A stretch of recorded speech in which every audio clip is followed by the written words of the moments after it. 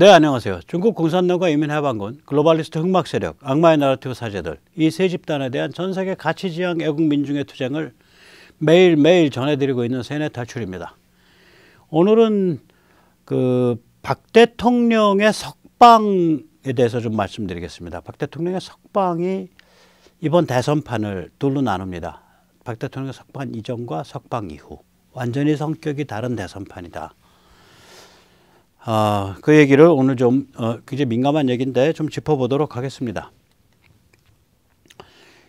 지금 전국에서 박 대통령이 어떤 역할을 하는 분이냐, 어떤 역할을 하시게 될 거냐, 이 무슨 특별히 움직이실 필요도 없어요. 그냥 존재 자체가, 그러니까 감옥 바깥에서 나와서 자유의 몸으로 계신다. 이 존재 자체가 최강의 안전판입니다. 일단 박 대통령의 존재는 윤석열 후보에게 인격살인 검찰에 관한 면죄부를 줄 수 있는 유일한 인물입니다. 또 조중동을 얌전하게 만들 수 있는 유일한 인물입니다. 이 얘기 조금 이따가 다시 짚어드리겠습니다. 또 국민의힘 의원들을 제대로 처신하도록 만들 수 있는 유일한 인물입니다. 이렇게 해서 쭉 보다 보면 박 대통령은 사면의 대상이 아니라 사면의 주체입니다. 그래서 조중동 국힘의원, 윤석열 및 검찰, 또 법조 이런 데 대한 어떤 스테빌라이저, 안전판 역할을 하십니다. 그러니까 그 존재 자체가 그렇습니다. 다시 말하자면 그 존재 자체가 이 난잡한 제도권 상류층들에게 처신 똑바로 해! 라는 메시지를 발신하는 그런 존재입니다. 이러니 당연히 조선일보 같이 이렇게 장난 많이 치는 데는 겁이 나죠. 조선일보 이 겁이 나가지고 이 제목 뽑는 거 보십시오. 이게 12 크리스마스 날일 거예요. 토요일 날 오전 제목입니다. 일면 내 편 구하기에 박근혜 끼워 넣었다. 그냥 박근혜예요. 박 대통령이 아니고. 그러니까 다시 말하자면 박 대통령은 이석기 한명숙 석방을 위한 찌끼다시 밑밥이다 이 소리예요.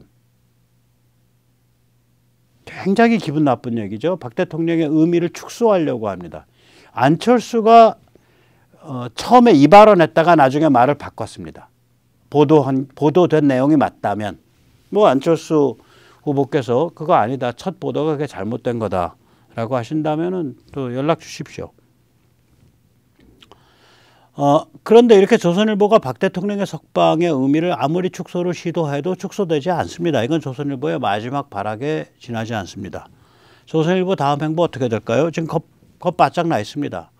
우선 첫째, 제왕적 대통령 운운하면서 개헌 음모, 이거 당분간 포기할 겁니다. 이제 개헌 요구가 굉장히 거세질 수 있었어요. 개헌 요구가. 이 개헌 요구 엄청 거세질 수 있었습니다. 제왕적 대통령 운운하면서 개파끼리 나눠먹기. 그래서 좌우 기득권들의 연합체. 그래서 우리 민초는 완전히 왕따시키고 뭐 이런 원래 조선일보의 꿈인데 이제 앞으로 이 문재인 586 집단도 권력을 상실하고 나면 이 개헌판에 같이 들어갈 가능성이 있습니다. 두 번째로는 김종인, 이준석, 진중권이 난잡한 행태를 보일 때 요새 김종인은 행태가 난잡하지 않습니다. 이준석, 진중권이 난잡한 행태를 보일 때 이를 띄워가지고 판 흔드는 그런 짓을 조선일보가 해왔는데 이걸 포기하게 될 겁니다. 그 다음에 국힘 의원들이 난잡한 짓을 할 때 이를 띄워서 판을 불안정하게 하는 그런 짓을 해왔는데 그것도 포기하게 될 겁니다. 한마디로 말하면 조선일보 당분간 상당히 착해집니다. 이유는 뭐냐? 박 대통령에 관해서도 약점이 많기 때문에 그래요. 그리고 박 대통령 같은 인물이 밖에 나와 계시면은 판이 안정이 돼요. 판이 안정이 돼서 조선일보가 이렇게 판을 뒤흔드는 장난질을 못하게 됩니다. 상당히 못하게 됩니다. 이 안철수 한번 보세요. 24일 새벽에, 24일 아침에 이 소식이 전해졌을 때 YTN과의 그 인터뷰에서는 어떻게 나갔냐. 박근혜 사면은 이석기 한명숙 석방의 물타기다. 이게 조선일보랑 똑같은 얘기죠. 박근혜 사면은 이석기 한명숙을 사면시키기 위한 찌끼다시 밑반찬이다. 그러니까 이석기 한명숙을 위한 액세서리다 이거예요. 24일 아침에 그 얘기 했다가 그날 오후에 부산인가 가서는 전혀 다른 말을 했어요. 박근혜 사면 환영하고 이명박도 석방해야. 그리고 말을 바꿨습니다. 한명숙이 박근혜 사면을 위한 물타기다.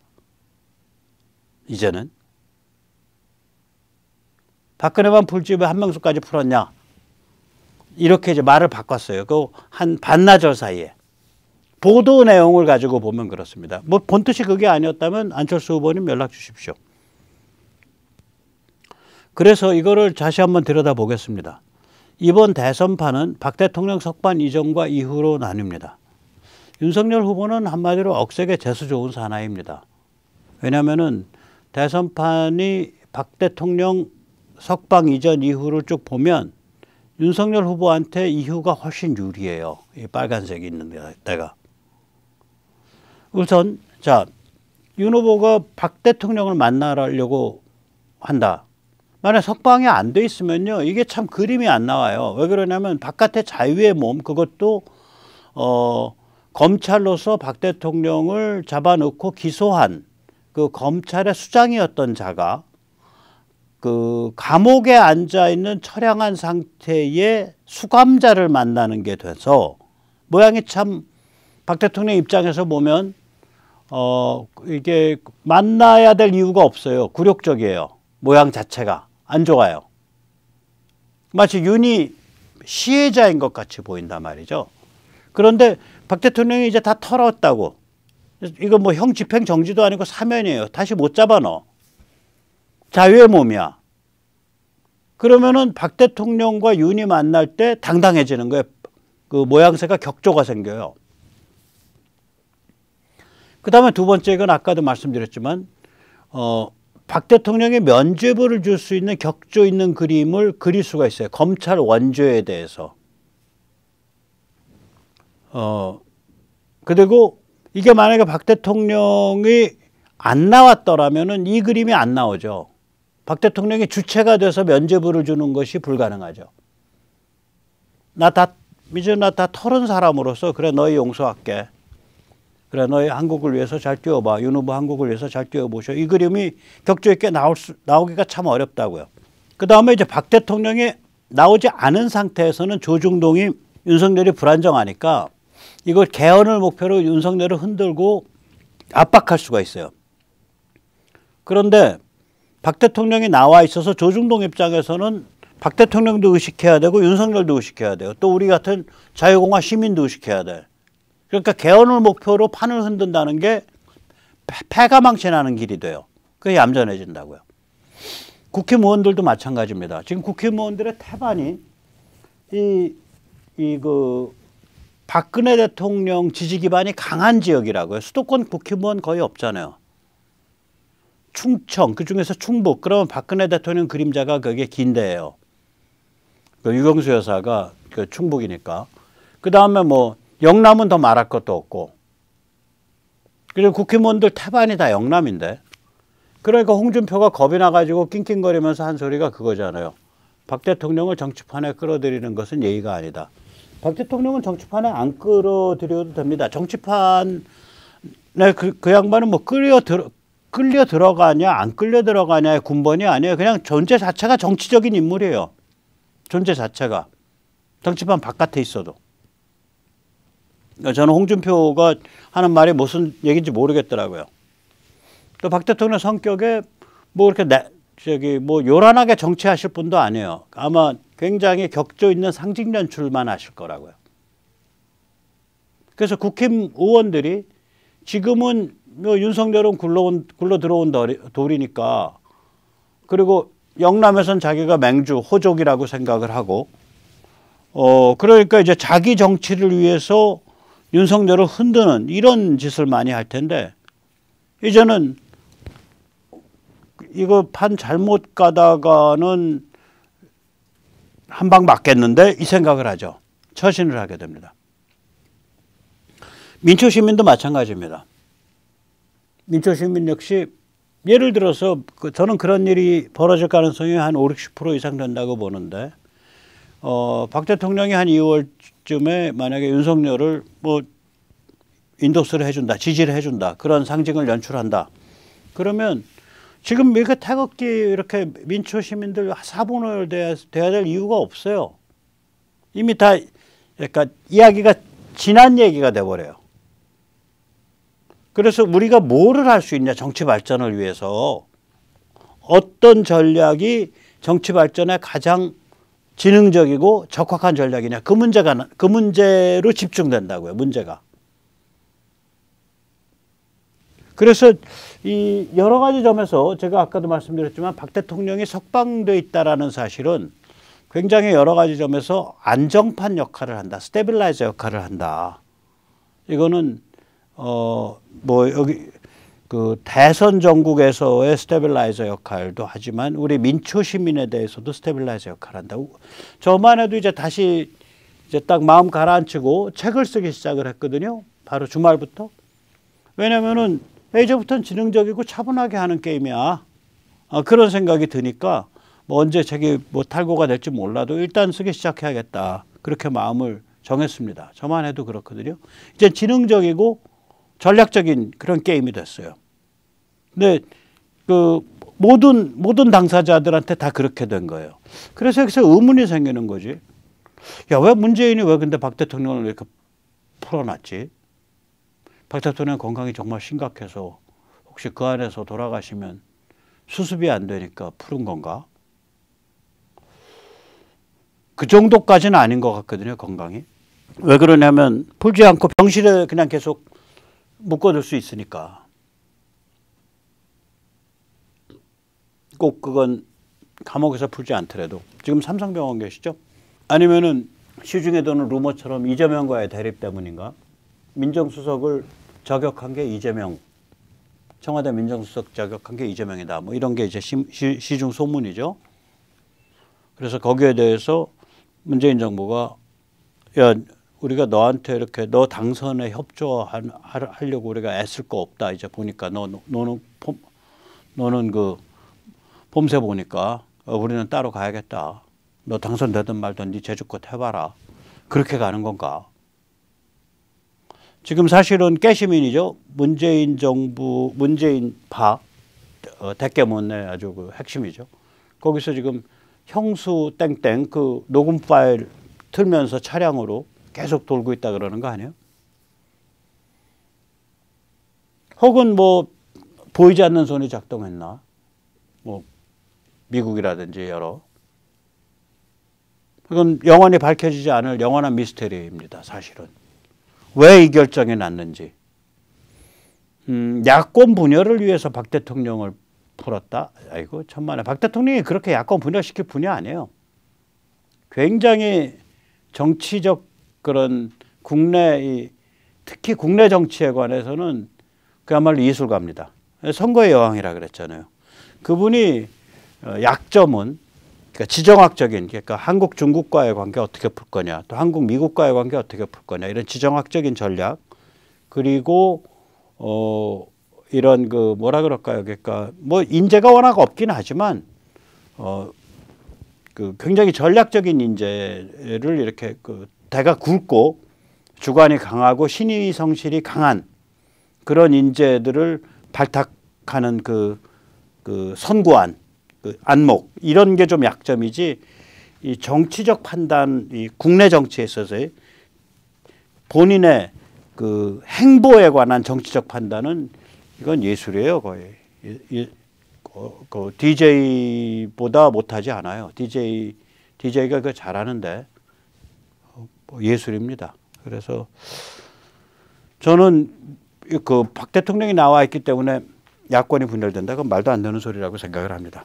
오히려 야권이 안정된다. 그래서 대선판도 윤석열 후보한테 굉장히 유리해지게 된다.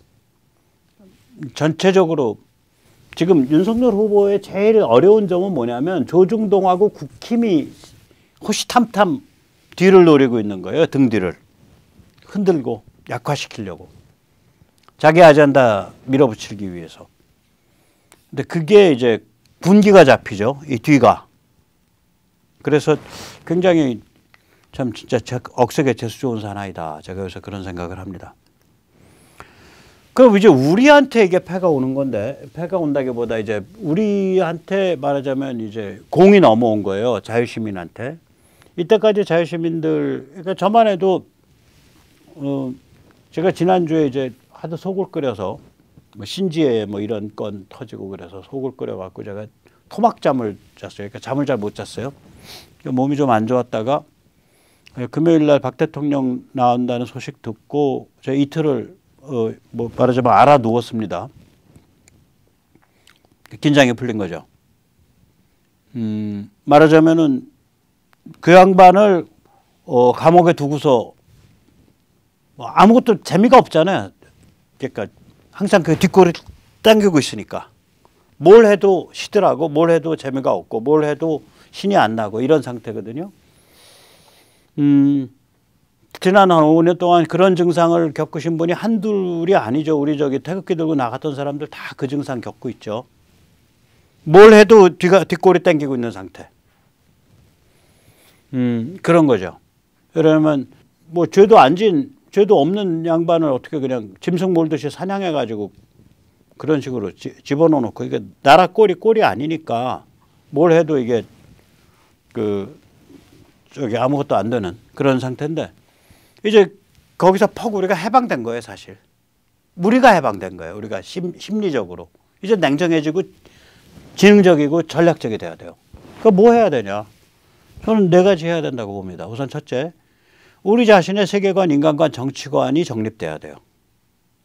우리 자신이. 저는 그걸 이제 자유공화라 그러고 진보는 악마고 보수는 개꿈이다라고 말하고 저는 그런 관점이죠. 둘째는 뭐냐면 그렇게 해서 우리가 스스로를 우리끼리 식별하고 네트워킹 돼야 돼요. 셋째는 자유공화 시민운동, 예를 들어서 선거 참관 감시운동, 또 교육감 후보 단일화운동, 이 자유공화 시민운동을 펼쳐야 돼요. 넷째는 국민의힘에 입당해서 민초 기반을 만들어야 돼요. 이 네 가지입니다, 결국. 우리 해야 될 일이. 조직화 및 국민의힘 장악입니다. 또 그러기 위한 우리 자신의 정립. 우리 자신의 세계관, 인간관, 정치관의 정립. 이런 거예요. 자, 그래서 이제 이 국민의힘 평당원 네트워크, 이 정정당당 굉장히 중요해지죠. 이 국힘이 지금 초거대 섞어치기판으로 변하고 있습니다. 말하자면 586 선고를 아닌 사람 다 모여. 뭐 중국 간첩 아니면 다 모여. 북한 간첩 아니면 다 모여. 이렇게 되는 거거든요. 그래서 이제 여기에 뭐 신지혜 같이 엉뚱한 사람까지 끼어들었는데 뭐 신지혜가 끼어드는 건 좋아요. 근데 그걸 너무 이렇게 띄워서 무슨 너무 높은 자리에 끼워주니까 우리 같은 사람들 입장에서는 야, 국힘이 뭐 지금 어떻게 가자는 거야? 저건 아닌데 이런 생각이 드는 거죠. 어쨌거나 섞어치기판이 되고 우리도 거기 들어가서 그 내부에서 투쟁을 통해서 그 당을 자유공화 시민의 당으로 만들어야 돼요. 우리 자유공화파가 국힘의 진짜 주인이 돼야 돼요. 그래서 국힘 바로 가입하시고 www.jjdd.kr 정정당당에 가입해 주십시오. 정정당당은 선거 참관 감시운동, 무결선거 네트워크 및 교육감 후보 단일화운동 마이초이스와 함께합니다. 자, 그럼 오늘 여기까지 모시겠습니다. 감사합니다.